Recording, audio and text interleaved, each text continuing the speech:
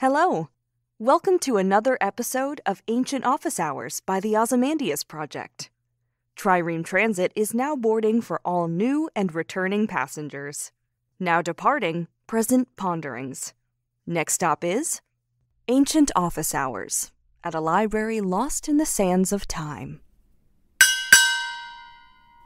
Hey everyone, and welcome to this week's special release episode featuring Michael Hoffen, one of the co-authors of the newly released book, Be a Scribe.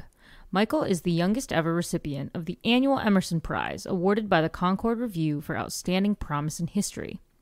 While still in middle school, he was introduced to the joys of translating ancient texts and never looked back. During the pandemic, Michael decided to embark on the ambitious project to bring ancient Egyptian literature to life outside the classroom. In this special episode, I got to ask him about learning Egyptian from a young age, translating and designing the book, and about his hopes for the book and what he'd like to do next.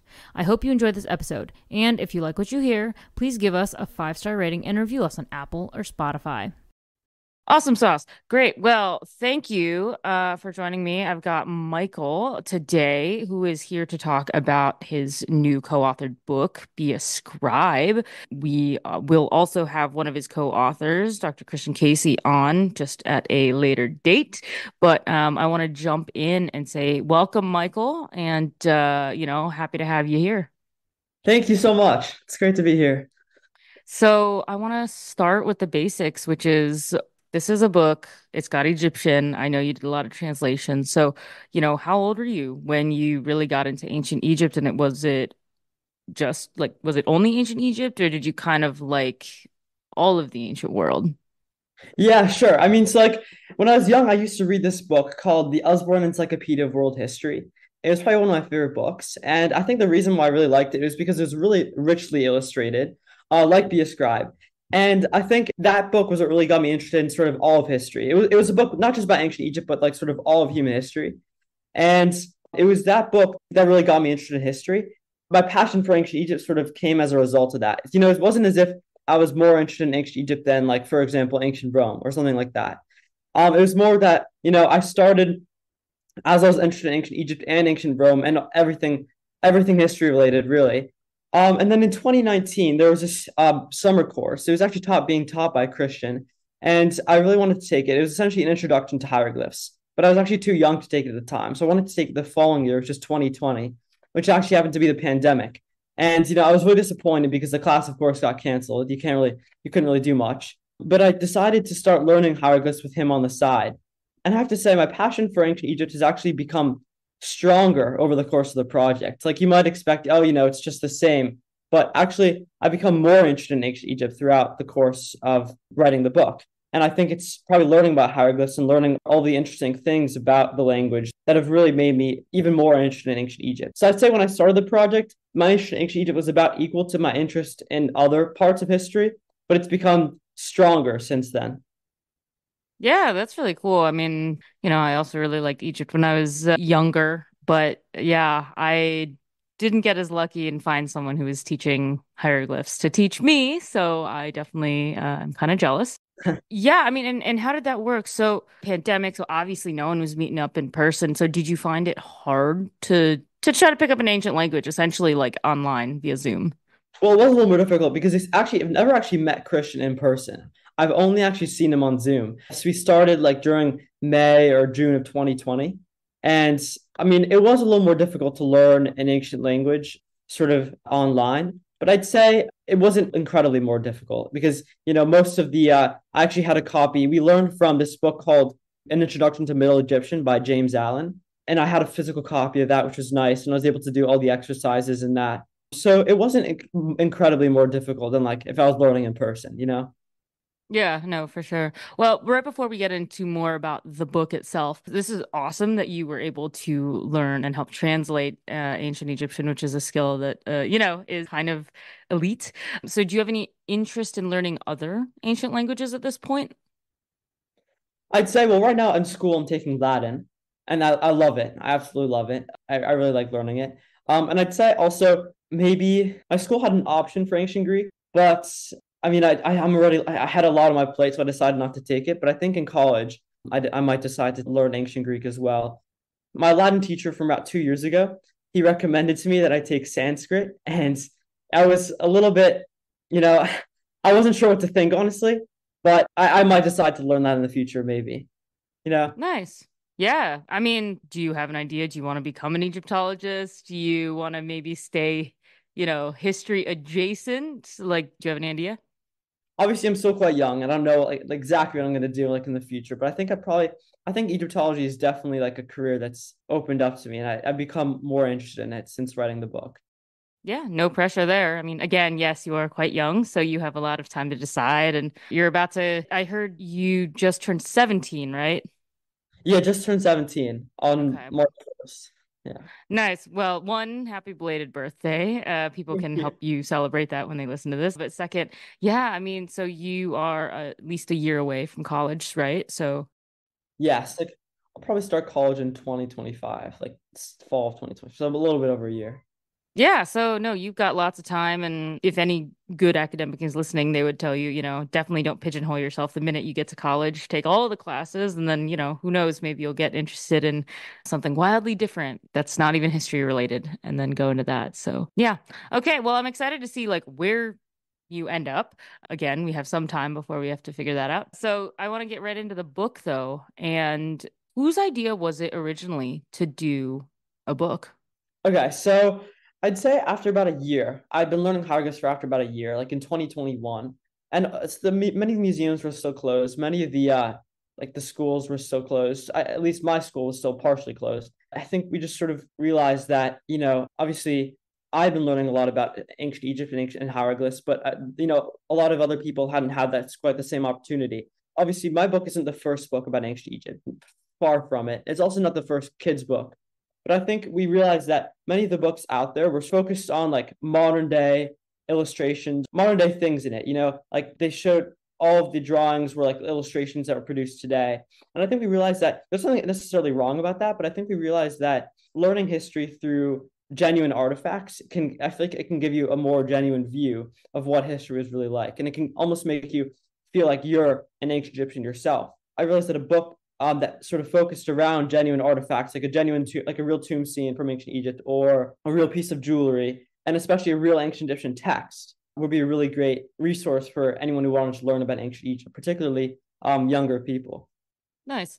And what was it about the text that you indeed used and translated specifically? I mean, there's a lot of texts. I think like one of the things that particularly stands out, this is sort of an obvious thing, is that essentially this text is about like a father and a son, and they're going to the capital of Egypt. The father's a miner, but he wants his son to have a better life, so he wants to enroll his son in scribal school. And he tries to encourage him to work hard. He lists out all these jobs that the son might have if he doesn't get to work hard. And if he doesn't work hard and he doesn't study hard in school, he might get these jobs like a carpenter or a jeweler. Essentially lists off all the negative aspects of those jobs and why his son shouldn't want them. And then he says, oh, the scribe, it's the best job in the whole land. And this is why you should want to be a scribe. And this is why you should study hard. And I think it's that framework that's useful for sort of providing like a depiction of daily life, because with each job, like for example, with the jeweler, there's a 2-page spread with the jeweler, and we have a little part of the text that's sort of, it's focused on the jeweler. It's translated, of course. Then we have like a little piece of ancient Egyptian jewelry, and we have a tomb scene of a jeweler at work. And then also these little insets of like what it must have been like to be a jeweler, free from like all of Khedi's biases and exaggerations. And it just provides a really useful framework for like looking at daily life. There's also the separate reason of having an ancient Egyptian text there. It also allows you not only to understand like what it was like to live as an ancient Egyptian, but also what it was like to think as an ancient Egyptian. I think it's that second aspect that's also really important, and the reason why we chose the text. Nice. One of the things I noticed when flipping through the book, though, is it has a lot of really great ancient professions listed, but it doesn't have everything. And there were some notable omissions. Were you guys tempted to like add some in? Yes, like for example, it's a little strange in that they leave some of the most important jobs in ancient Egypt. They leave Khedi actually leaves them out. Like for example, there's no mention of a baker, there's no mention of a butcher, even though they're shown in other daily life. Like for example, in the Mequetre models from the tomb of Mequetre, he was an ancient Egyptian official. They had little models of bakers at work and butchers at work, but they're not mentioned in the satire and the trades.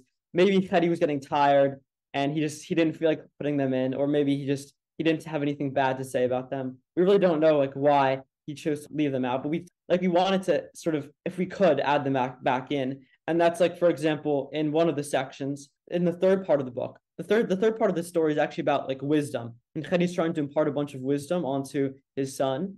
And one of the wisdoms is like, don't eat more if you're already full, and you shouldn't overeat, and you shouldn't be gluttonous. And we essentially put like a little comic strip of a book of a baker at work, essentially, because he says, if you've eaten 2 pieces of bread, then don't eat more. And, we use that little reference to bread to sort of bring that out. Because, it felt a little strange to have all these other ancient Egyptian jobs and not have the baker in there. Yeah, maybe going through the book the first time, I don't think like I immediately thought, you know what's missing? This is missing. So it definitely took me like maybe a second or third time through just because I wanted to, look at all the detail and see what you guys had put in there. So I kind of wondered as I was going through it, did a lot of what made it in or what didn't make it in also, depend on what images you guys were going to use? So, how did you guys figure out what images you were going to be able to put in the book? Well, a lot of the images, like for example, a lot of the images were just like tomb scenes showing people doing particular jobs, and then a lot of the images were artifacts of like the product of that job, like a jeweler, ancient Egyptian jewelry, or for example, a chair. And then also, this is actually one of our major challenges. Some of the sections they really didn't have a lot to like illustrate. For example, with the launderer, there weren't really any tomb scenes showing launderers at work. So we actually had to use, unfortunately, to use like a painting of launderers from the 19th century, launderers on the banks of the Nile laundering, because there just weren't really many artifacts from ancient Egypt for that particular section. But most of the images were just sort of related to the text, or there's a particular word, like there's just a particular word that we decided to draw out and put an image of that if we were really lacking for images. Nice. And did you need like to get special permissions for this? I can't imagine you can just take famous scenes, right, and like put them in a book. How did it, was that an easy process? It actually wasn't that difficult because, well, for some of them, most of the images in the book actually come from the Met, and all the Met's images are actually public domain, which means we could use in the book, even if it's for a commercial purpose. But some of them, like a few from other museums, like the Egyptian Museum or the British Museum, we actually had to pay for, and that was a little bit more complicated. An image of an ostracon of the text, we actually had to pay for that from the British Museum. So for some of the images, it was a little more complicated. Yeah. Well, I mean, I think it's important, and it's an interesting part of learning, how your book came together, just in case anyone else would like to do a book and is wondering, how do I get permissions if I want to use pictures? Because that is kind of a big concern always, especially with the more academic crowd. From what I was able to ascertain, you did pretty much all the translation. So how much, hands-on help did you really need through the process? When I started the translation, I'd already been learning hieroglyphs for a year. Learning language for a year doesn't mean you're an expert. And so, I mean, I'd say like there's during the summer of 2021, we sort of went through the whole text and did the translation. First like a literal translation, and then like a translation that we had to adapt, like to make it more like accessible or easy to understand. And essentially, our process was like Christian and I would go on a Zoom, and we'd go through line by line and we translate. And if there's a part that was difficult or that didn't really make any sense, then Christian would sort of help me out. Or if it was a little difficult for him, even then we might go back to the actual source that we used for the translation. So essentially, there's a source from like an Egyptologist in like the 1930s, 1944, is a while ago. There are multiple different copies of the text. So there's a Satire on the Trades, mostly Papyrus Salier. That's the most complete version. That's in the British Museum. There's also a few ostraca, which are essentially like little pieces of pottery on which like a Scrabble student might practice writing. That's also where little pieces of the text come from. And this Egyptologist from 1944, he essentially compiled, like for each line, he had a little piece of the Egyptian from Salier and also from the ostraca. And occasionally we come across like a little error in Salier, where essentially like the scribe who had written down Salier probably transcribed something wrong because the hieroglyphs were completely different. And in those occasions, we had to actually go back to the original Egyptology, to this original source, and like look at another one of the texts, if that makes sense. Yeah, no, for sure. I mean, it just sounds like a long process, so it's interesting to hear how that came about.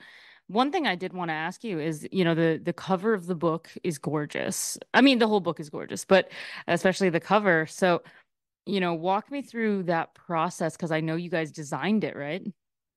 We actually didn't design the cover. We hired someone to design the cover. So there's actually two particular aspects I love about the cover. So one thing about the cover is, if you notice on the side, there's this little section of hieroglyphs. Those are actually the hieroglyphs from the actual text itself. So that's like the beginning of the text, starting with like, this is the teaching, which khari, blah blah blah blah blah, on both sides. It's the same thing on both sides. And also you can see on the front cover, there's a lot of different characters, like a lot of different jobs at work. And above them, there's like a little hieroglyphic label. And that's actually their label in hieroglyphs. So like, for example, jeweler says Mesu A'a, which means jeweler. We didn't actually design the cover, but Christian and I helped. We gave the person who designed the cover, his name was Joel Tippy. We gave him the hieroglyphs for the beginning of the text, as well as each of those individual labels. But I just have to say the cover is beautiful, and he did an amazing job.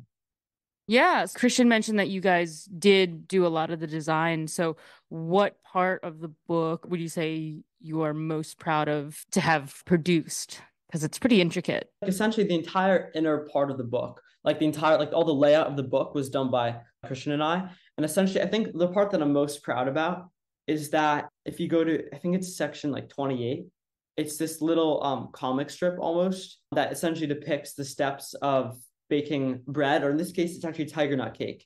And I essentially took a bunch of different tomb scenes. Well, it's all part of the same tomb wall, but they're all separated out in terms of the images. And I sort of combine them together in a way that shows the steps of making the cake. That's probably the part that I'm most proud about. And then obviously there was a lot of images, like for example, with all the artifacts, we had to sort of take out the background. And so there's quite a lot of design work to do. And that actually took up a big part of the project because we finished the translation in 2021 and the insets maybe in like the middle of 2022, but the rest of it was like until 2023 was actually just doing the design and all the layouts. Yeah, well, it looks great. Yeah. I'm also really proud of the map because if you look, there's these little like for example, you can see a little vineyard, and I actually made a 3D model of that and then downloaded it and layered it on top of a map of ancient Egypt. That's another part that I'm really proud of. I think it came out well, if I say so myself. Yeah, no, I mean it really, really looks gorgeous. I mean, I go through inside, I'm like, wow, this definitely was designed with care and it's really nice. And, did you have a lot of the skills in sort of InDesign or workshop or whatever it is you worked on, or did you have to learn those to essentially do the book? At the beginning, I had no skills in InDesign or Photoshop or any of those things or Illustrator. And Christian had a decent amount of knowledge about that. And he was the person who actually taught me a lot of those skills. So in addition to teaching me about hieroglyphs, he also taught me a lot about InDesign and all the Adobe programs that we used. For the map, I had to learn that 3D programming tool a little bit as well.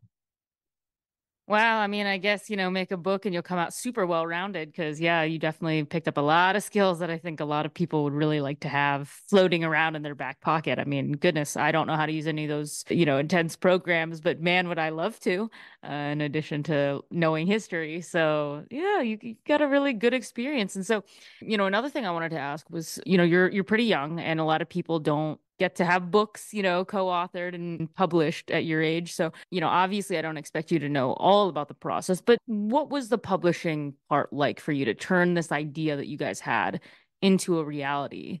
Did it seem like it was pretty hard? Did you guys struggle to like find help, or was it maybe a little easier than a regular person would just imagine?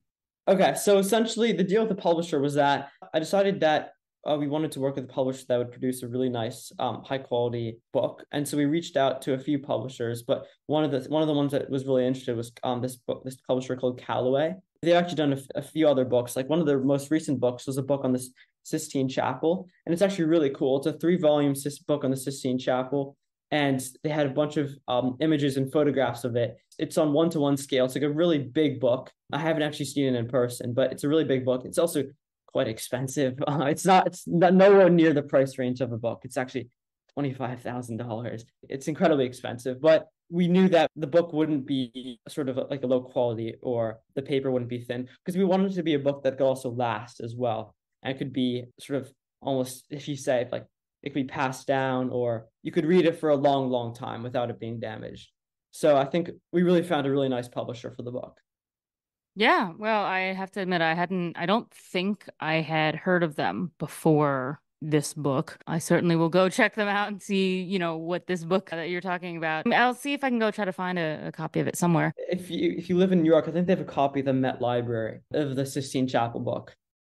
Okay. Nice. Okay, well, I'll try to go find it. I mean, it sounds gorgeous. I do love the Sistine Chapel.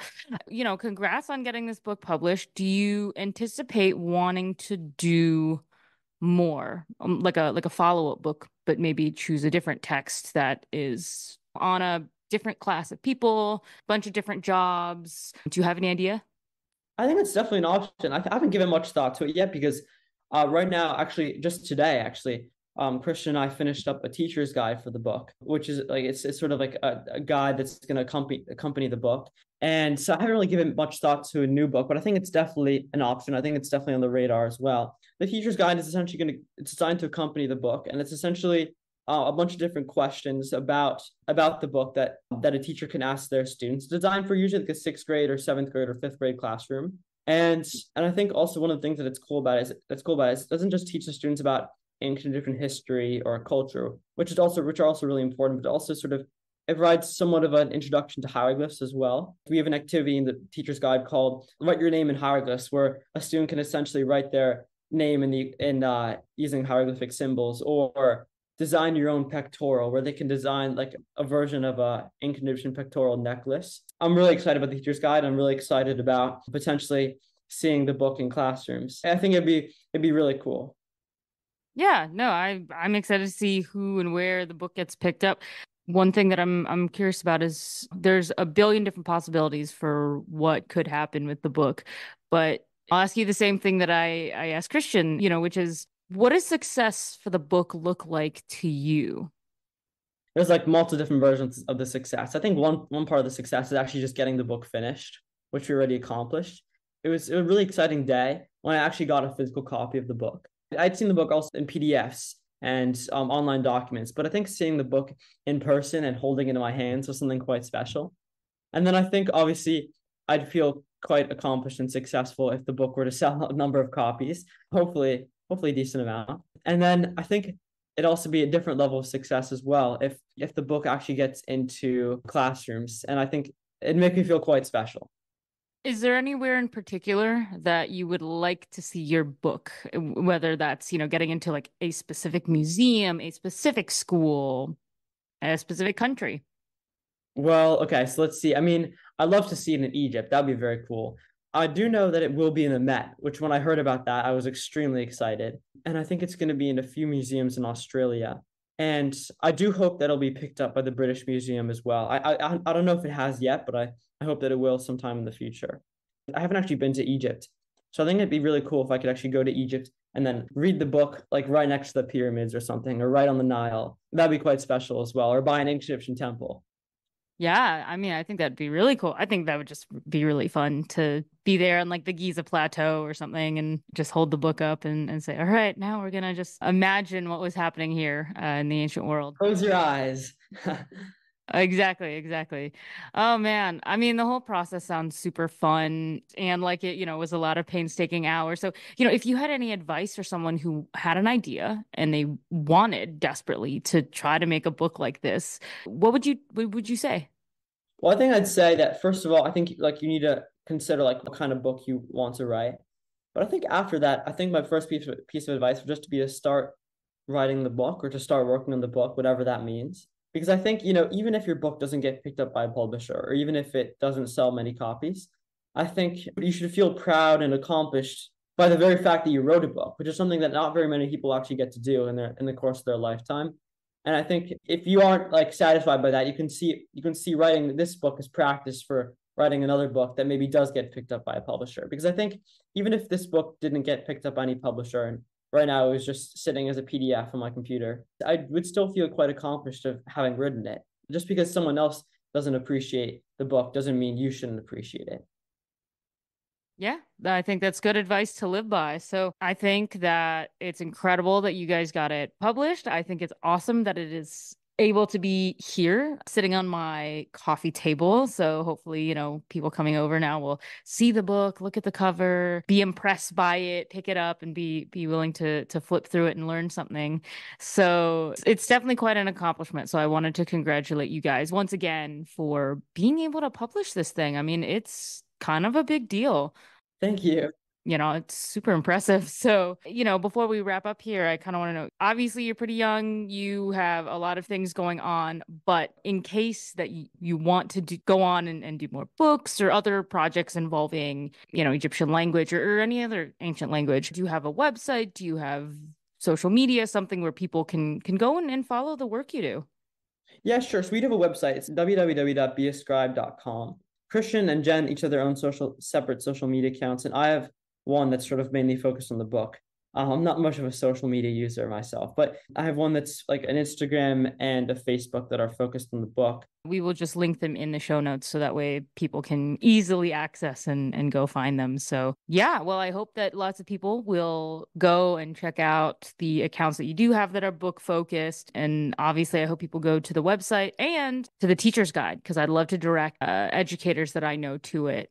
So if they're interested in using the book at all, I hope that would be a good resource for them as well. So yeah, I mean, this has been a really cool experience for me to be able to talk to you a little bit about how the book came together. And I'm super excited, obviously, to read it again and learn something again. Yeah, I guess, unless there's anything you really would like to mention about the book that we haven't talked about.